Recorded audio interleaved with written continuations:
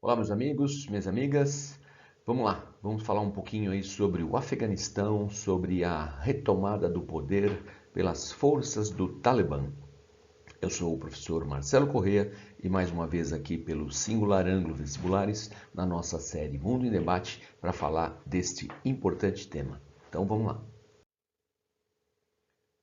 Eu deixei lá no nosso Facebook algumas matérias sobre esse fato que sabíamos que cedo ou tarde aconteceria. Me refiro à retirada das tropas americanas que estavam no Afeganistão desde 2001, logo após os atentados às Torres Gêmeas. Agora, não imaginávamos que a saída seria tão dramática como o que nós ainda estamos vendo.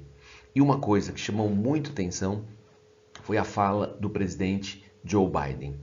Abre aspas, o avanço do Talibã se desdobrou mais rapidamente do que prevíamos. E o que aconteceu? Líderes políticos afegãos desistiram e fugiram do país. Fecha aspas. Repito, líderes afegãos desistiram e fugiram do país. As tropas americanas estão há 20 anos e não conseguiram ajudar na reestruturação do poder, para que valores civilizatórios do mundo contemporâneo fossem implementados no país. E aí, numa outra fala infeliz também do presidente Joe Biden, abre aspas, os militares afegãos desistiram, algumas vezes sem tentar lutar. Isto comprovou que não devemos estar lá. Tropas americanas não devem lutar e morrer numa guerra em que os afegãos não querem lutar. Fecha aspas. Declaração desastrosa e que vai ficar no currículo do Biden. Isso ninguém apaga. Mas vamos lá, vamos analisar um pouco melhor esses fatos todos.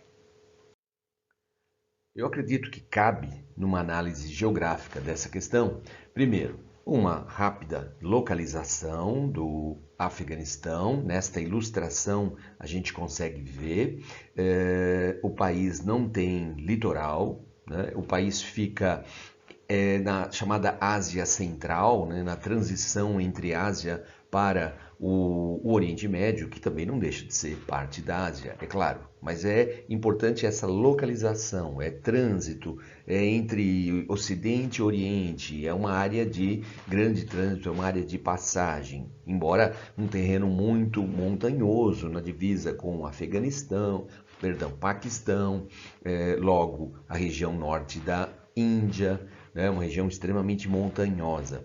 E também acho que cabe uma ideia da extensão territorial. Estamos falando de um país aí de um território de 650 mil quilômetros quadrados, que seria algo um pouco maior do que o estado de Minas Gerais. Então é um território considerável, não é pouca coisa não. Com pouco mais de 30 milhões de habitantes, não é? 32 milhões de habitantes e inúmeras etnias. Tá? Em especial a etnia Pashtuns, que é a etnia que vive sobretudo na região mais montanhosa, que é a região divisa com o Paquistão. Tá? Então é desta região aí que nós vamos falar a partir de agora. Primeiramente, o Talibã, esse grupo, né, extremamente radical, né, parte aí do radicalismo islâmico, o Talibã governou o Afeganistão entre 1996 e 2001, outubro de 2001. Por que eu estou reforçando o mês, ou se quiser até o dia 13 de outubro de 2001? Ué, por quê? Porque, vamos lembrar, 11 de setembro de 2001, ataque às Torres Gêmeas. Imediatamente, a inteligência norte-americana acusa Osama Bin Laden e a sua organização, a Al-Qaeda, de ter patrocinado os atentados do 11 de setembro. Em um mês, as tropas americanas já estavam prontas para atacar o Afeganistão. Motivo: o governo do Afeganistão, ou seja, o governo talibã, afirmava que Osama Bin Laden estava sob sua proteção, vivia no Afeganistão. Ele, que é de origem saudita, estava protegido pelo Talibã. Imediatamente a chegada das tropas americanas, você tem a fuga dos talibãs e a instauração de uma junta militar que passa a governar o Afeganistão. Posteriormente, eleições foram feitas e presidentes ocuparam, né, a chefia, o posto, né, de chefe de governo e Estado, mas que na prática nunca governou. Hoje nós podemos ver que ao longo desses 20 anos, se os americanos fizeram alguma coisa além dos 3 trilhões de dólares gastos, fora as vidas perdidas, fora isso, os americanos conseguiram afastar esses radicais de outros grupos classificados como grupos terroristas. Agora, conseguir organizar o país, isso ficou muito longe. E, embora isso já era dito, mas não tão comentado pela imprensa, as tropas americanas conseguiram controlar Cabul, a capital, e outras grandes cidades. E o Talibã, os radicais do Talibã, governavam, sobretudo, as áreas montanhosas, as áreas rurais. Boa parte da população ainda estava sob controle destes radicais, impondo uma visão completamente distorcida do que seria o Islã. Aquele Islã que é professado por mais de 1 bilhão de pessoas ao longo de todo o mundo. O que nós vimos ali foi uma distorção, uma radicalização e uma população refém destes radicais, e nada foi feito em nome da população. O que foi, se é que foi feito em nome do combate ao terrorismo.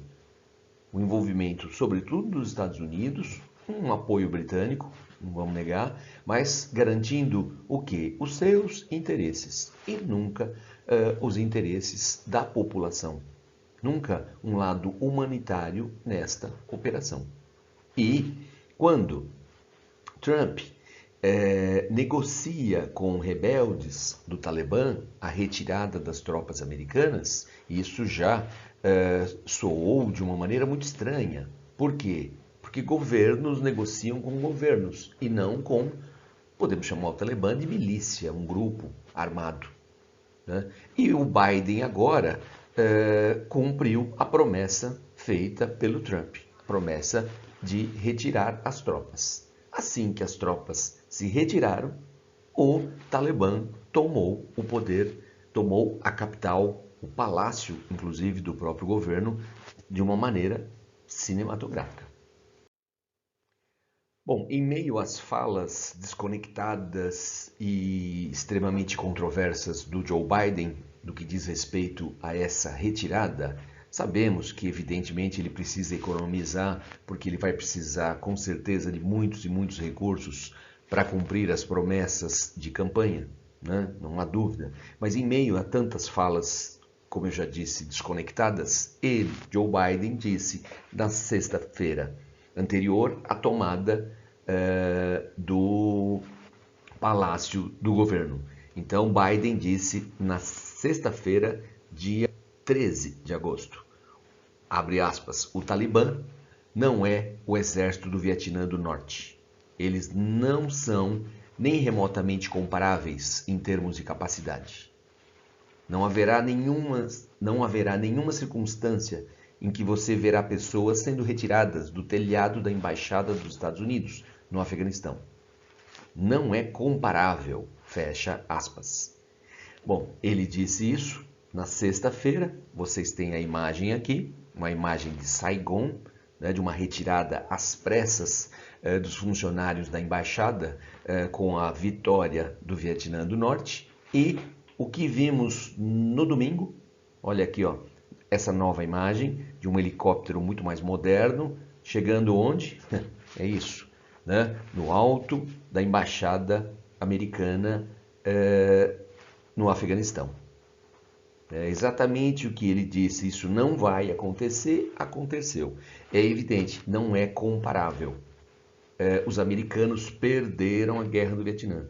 Agora os americanos decidiram sair do Afeganistão. Mas também podemos pensar, tá bom, vamos comparar. É comparável sim, é a derrota americana, a saída do Afeganistão, deixando no poder o próprio Talibã.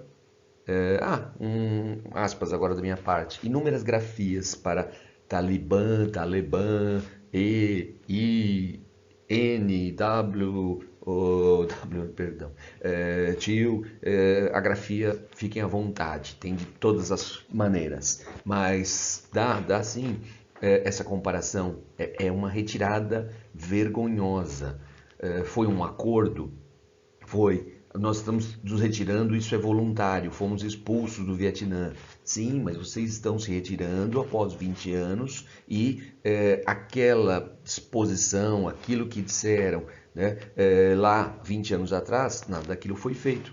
Derrubaram o Talibã e o Talibã está no poder agora. Essa, né, é a comparação. Se quiser fazer uma comparação, a comparação é essa. Bom, mas de onde vem essa força toda dos Talibã? Bom, aí nós temos que voltar para o ano de 1979, quando tropas soviéticas tomaram o Afeganistão. Então, recapitulando, estamos falando de um território montanhoso, posso imaginar ali nascentes de importantes rios. Também uma área de passagem, né, na rota aí Oriente e Ocidente. Região Ásia Central, onde a maior parte do território pertencia à própria União Soviética.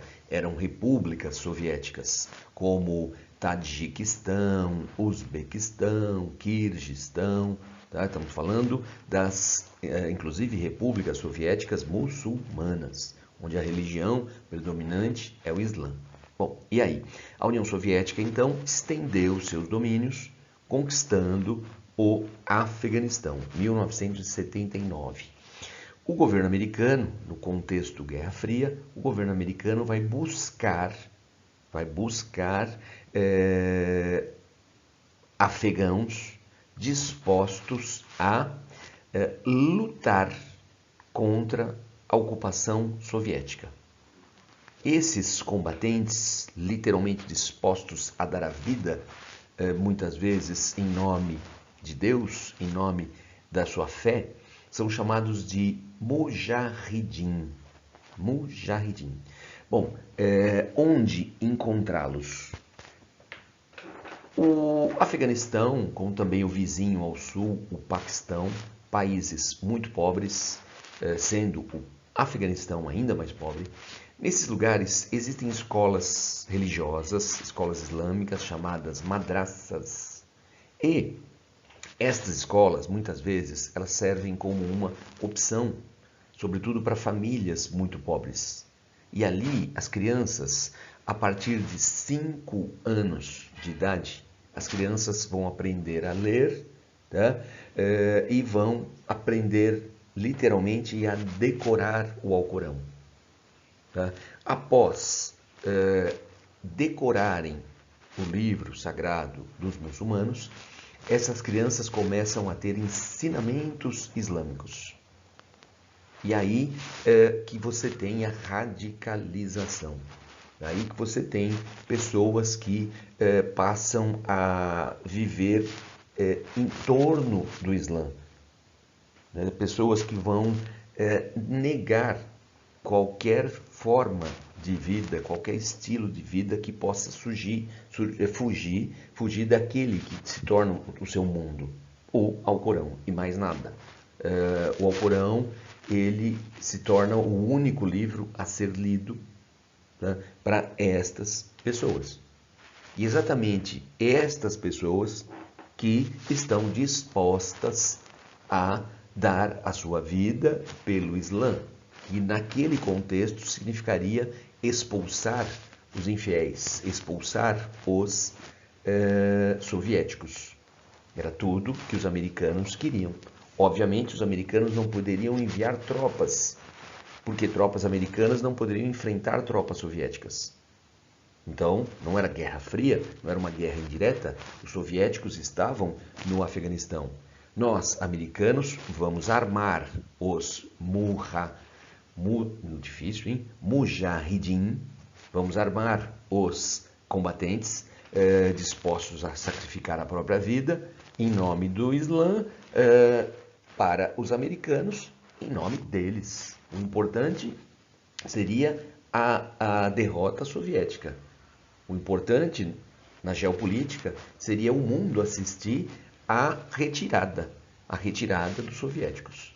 E essa retirada aconteceu em 89. Né? Agora, foi vitória dos Mujahideen? Foi a vitória dos combatentes, dos guerrilheiros? Não.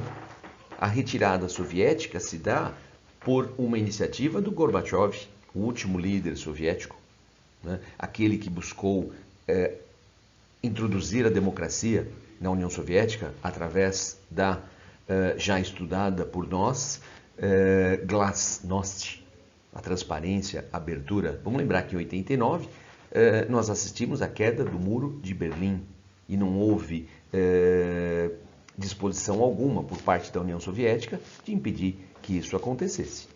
Né? Então, a retirada soviética se dá a partir de interesses soviéticos, interesses de se voltar mais para o que estava acontecendo lá dentro e que logo acaba a extinção do próprio país, e não por vitória desses combatentes. E lembrando que esses combatentes foram armados pelos Estados Unidos. Armados pelos Estados Unidos para expulsar os soviéticos. E também podemos lembrar que uma figura extremamente importante nesse momento, década de 80, foi Osama Bin Laden. A CIA encontrou esse jovem saudita com forte tendência ao radicalismo e ele foi usado como uma ponte, como um negociador entre agentes americanos, a inteligência americana e os Talibã. Né? Por que Talibã? Taleb é estudante, Talibã é o plural, estudantes das madras. Não existia Talibã como uma instituição que vai surgir mais tarde. Mas a figura do Bin Laden está vinculada a esse momento. Não é por acaso, então. Vamos dar uma boa olhada aqui no jornal americano The Independent, de 1993. Quem vocês acham que aparece aí nesta foto? Osama Bin Laden, né? O guerreiro antissoviético. Né? Dá uma olhada aí, ó. Colocou o guerreiro antissoviético, colocou o seu exército no caminho da paz. Então isso é importante, entender que Bin Laden era alguém que agia em nome dos interesses americanos. Isso tem que ficar claro. Por quê? Porque uma vez terminada a Guerra Fria, vamos lá, começo dos anos 90, então lá mais União Soviética. A União Soviética já havia se retirado do Afeganistão. Tá? Os americanos simplesmente abandonam estes guerrilheiros. Né? Espera aí, eu lutei, eu servi aos interesses americanos. Agora eu já não tenho mais serventia, agora simplesmente eu estou abandonado. E aí que esses guerrilheiros, dentre os quais alguns talibãs, nem todos, eram alunos das madras, ex-alunos, e também o próprio Osama Bin Laden, eles se sentiram traídos. Traídos dessa maneira. Você me usou para os seus interesses, para expulsar os soviéticos. E agora, simplesmente, eu fui abandonado. E aí eles passaram a jurar ódio aos Estados Unidos, né? Promessas de vingança, que na época a inteligência americana não deu a menor atenção. Se com o meu apoio por uma década eles não conseguiram tomar o governo do Afeganistão, agora sem o meu apoio, agora que eles não têm competência alguma, não nos ameaçam. Os americanos, com toda a sua soberba, chegaram a essa conclusão. Eles não nos ameaçam, eles não representam perigo algum. Parece que não era bem assim. Vamos dar uma boa olhada aqui nesta foto. Quem se encontra de terno, praticamente a única pessoa? Não, são duas pessoas de terno. Terno escuro à esquerda, bem no fundo. Quem é? É o presidente norte-americano Ronald Reagan. Essa foto é de 1985. E estas outras pessoas?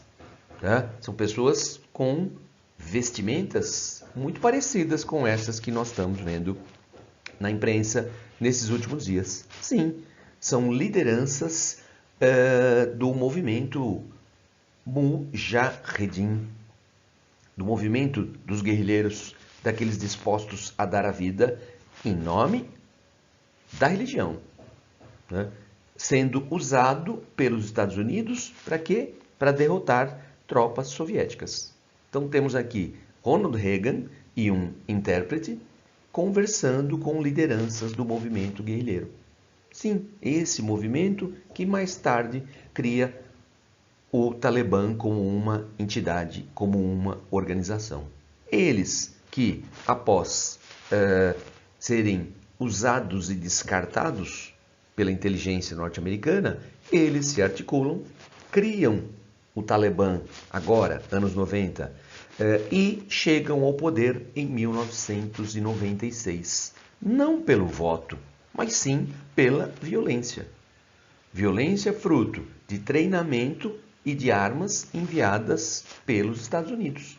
E, lógico, o comportamento radical que provém, sobretudo, dessa verdadeira lavagem cerebral que ocorre nas chamadas madraças. Mas o papel norte-americano no fortalecimento, no armamento desse grupo, não há a menor dúvida. E acho que essa foto serve para documentar muito bem o ocorrido. Então, em 1996, estes radicais chegaram ao poder. E lá ficaram até outubro de 2001. Outubro, porque em setembro, os atentados.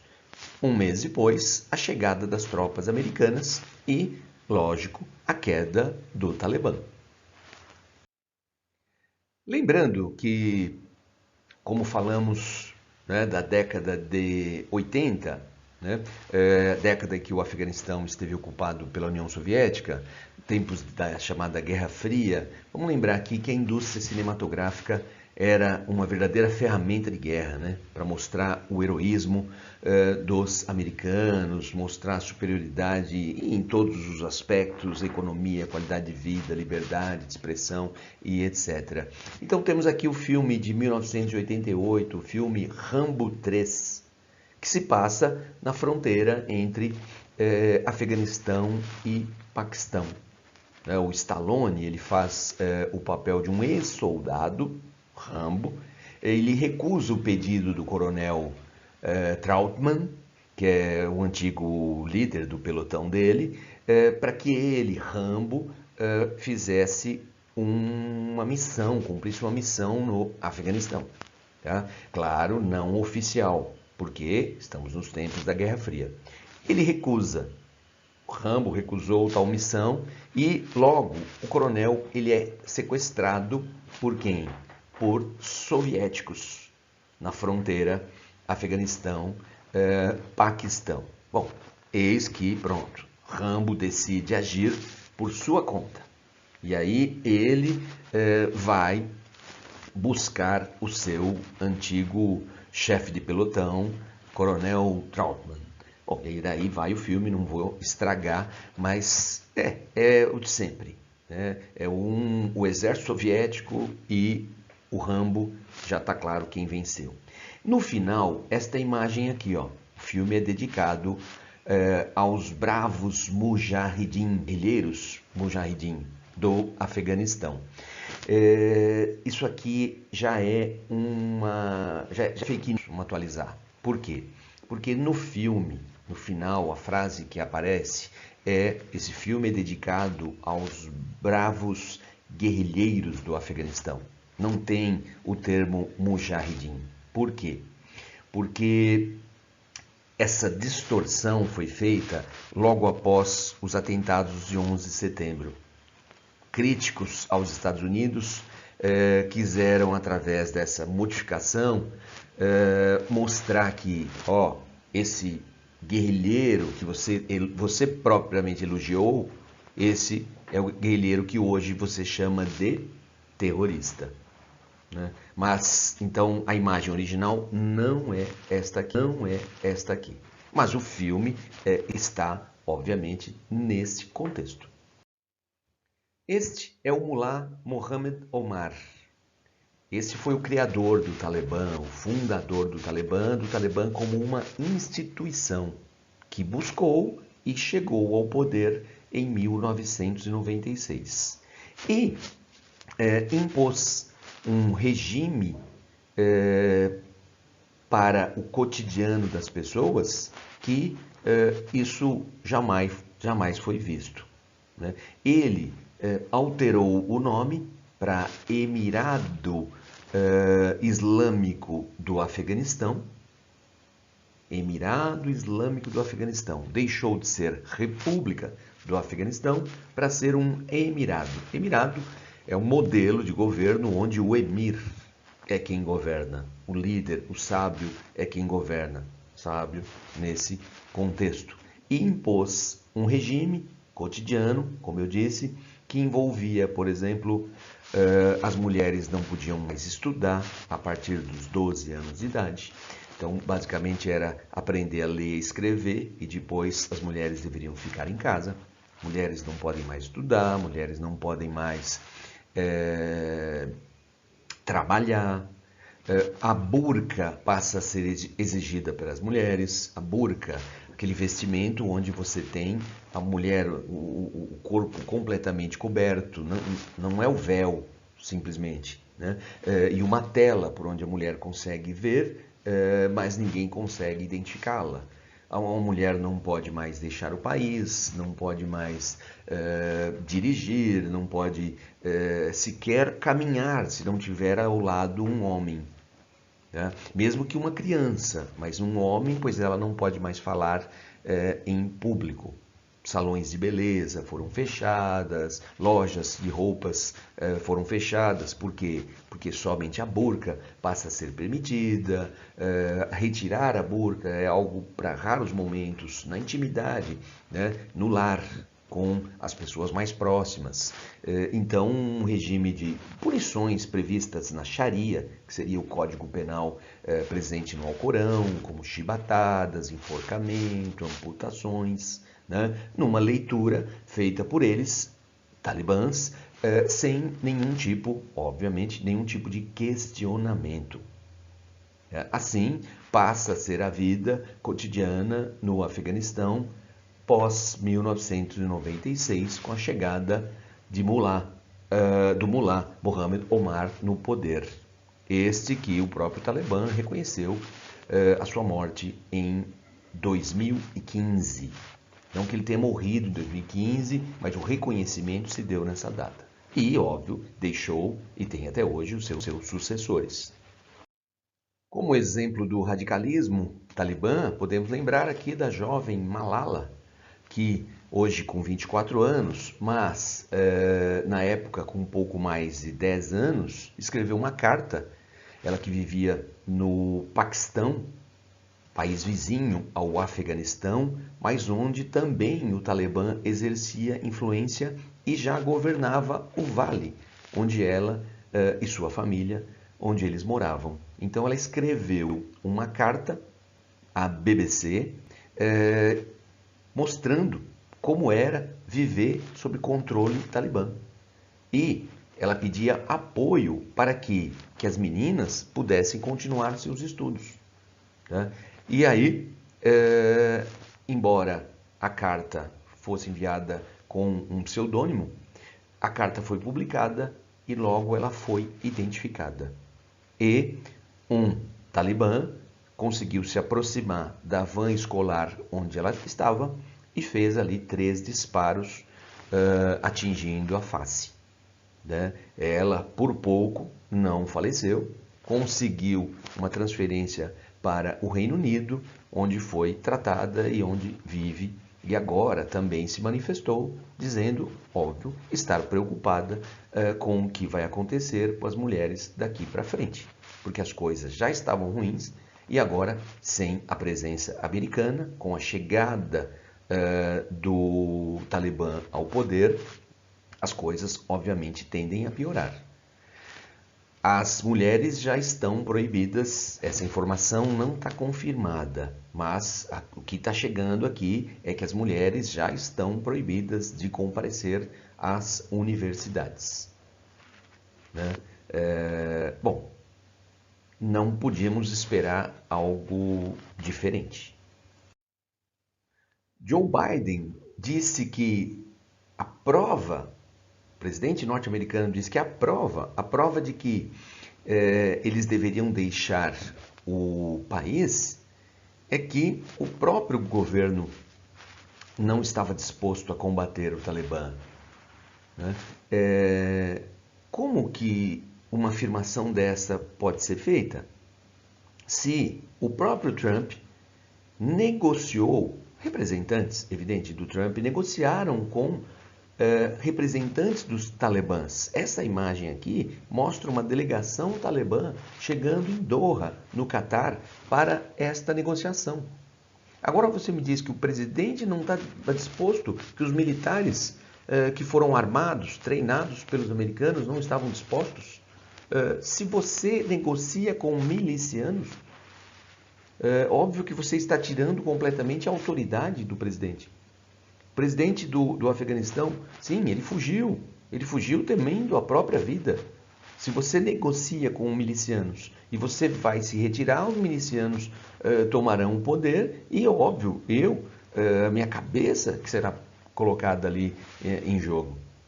De fato, esta afirmação do Biden foi das piores que ele já fez até o momento. A retirada das tropas, como foi acordado com o Trump, seria em maio. Depois, o Biden disse que as tropas ficariam até o dia 11 de setembro. Né?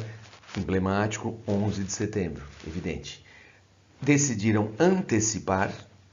Vem aquela frase infeliz que eu disse no começo da nossa conversa, né? Na sexta-feira, olha aqui a imagem que a gente tem de domingo. Né? Membros do Talibã já na mesa do próprio presidente. Né? Do próprio presidente do Afeganistão, deixando claro que chegamos ao poder, mais uma vez, não através do voto. Claro, dá para notar, claramente temos um armamento pesado sobre a mesa e nas mãos de alguns combatentes.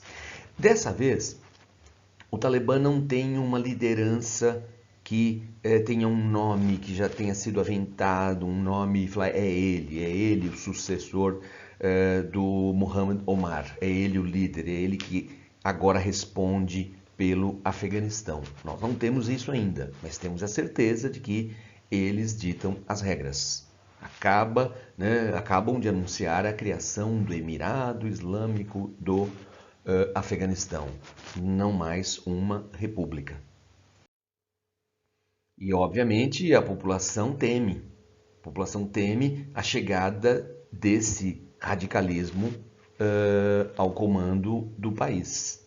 É certo que aqueles que estavam ligados ao governo, né, aqueles que estavam ligados à inteligência americana, ao exército americano, serão perseguidos. E daí o desespero para tentar sair do país. algumas imagens dos aeroportos, alguns números mostrando que aviões com capacidade de transportar 100 pessoas estão saindo com mais de 500 pessoas. Tá? E fora isso, o desespero das pessoas se agarrando à fuselagem do avião que levanta voo e você consegue, né, é dramático, mas é possível ver que as pessoas estão despencando da aeronave. Tá? Agora, esse ato de desespero, ele existe por quê? Porque o povo afegão sabe como vai ser a vida daqui para frente sob o comando do Talibã.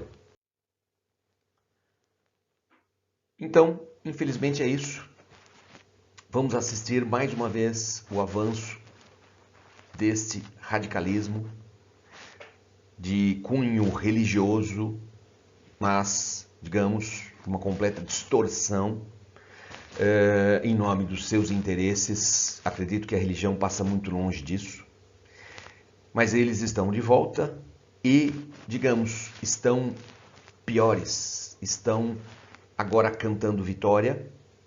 Sim, eles foram retirados do poder em outubro de 2001 e agora estão de volta com a retirada vergonhosa dos americanos e deixando de presente um armamento muito, mas muito, muito melhor do que aqueles armamentos adquiridos nos anos 80. Lá, nos anos 80, americanos armaram milicianos, armaram uma força não oficial para expulsar os soviéticos. Isso é uma coisa. Nesses 20 anos, o exército americano equipou e treinou as forças armadas do Afeganistão. Então estamos falando de forças legítimas. Tanques de guerra, artilharia antiaérea, jatos e tantos outros equipamentos de guerra foram legalmente transferidos para o Afeganistão. Como disse naquela fala irresponsável do Biden, ou querendo lavar as mãos, eles não quiseram lutar, eles não quiseram combater o Talibã, eles fugiram do próprio país. Quer dizer, assim ele lava as mãos, só que o sangue está ali, não sai. Por que não? Porque agora no poder o Talibã vai ter todo esse equipamento sofisticado deixado de presente pelas forças americanas. E a partir daí vão impor o seu estilo de vida. E nós vamos ver cenas como vimos, olha aqui, ó, dos Budas gigantes, patrimônio histórico da humanidade. Na imagem à esquerda, podemos ver o Buda esculpido na rocha. Na imagem à direita, já não tem mais o Buda. Por quê? Porque eles realizaram ali uma implosão. Porque o Buda se refere a uma religião que não é o Islã. E tudo que não se refere ao Islã deve ser banido. Todos que não seguem o Islã, só que tem que seguir o Islã do jeito deles. Essa leitura deles, só deles. As mulheres estarão novamente de burca, longe do trabalho, longe da política, longe das universidades. Até mesmo esta imagem já é um ato ilícito. Olha aí, 5 mulheres que estão colocando a mão para fora da burca. Seriam punidas pelo regime atual. Né? A radicalização do Afeganistão é algo muito preocupante, porque no país vizinho, onde um radical tentou matar a Malala, existem também braços do Talibã. Existem também madraças, tem mais madraças no Paquistão do que no próprio Afeganistão. Também existem combatentes no Paquistão, né, que seguem a linha Talibã. Né? E qual é o perigo dessa radicalização no Paquistão? O perigo é que o Paquistão tem bomba atômica. E o perigo é que existe uma rivalidade entre Paquistão e Índia. Porque no norte da Índia existe uma comunidade muçulmana que gostaria de fazer parte do Paquistão. É a região da Caxemira. E esse radicalismo pode chegar até esta região. Obviamente, a Índia não está disposta a perder a Caxemira, as montanhas do norte do seu território. E vamos lembrar que a Índia também tem bomba atômica. Quer dizer, são inúmeros desdobramentos e agora temos provavelmente China e Rússia reconhecendo o Talibã como legítimos governantes, porque tem ali os seus interesses. A Rússia, que vem surgindo como uma espécie de nova União Soviética, querendo dominar a Ásia Central, e ali se encontra o Afeganistão, e a China querendo estabelecer a que vem sendo chamada aí nova Rota da Seda, e também eventuais oleodutos, gasodutos que venham a passar por essa importante região, né? E é isso, vamos assistir a desdobramentos de tudo isso ao longo dos próximos meses, anos. É isso aí, gente. Então, até o nosso próximo encontro. Tchau, tchau.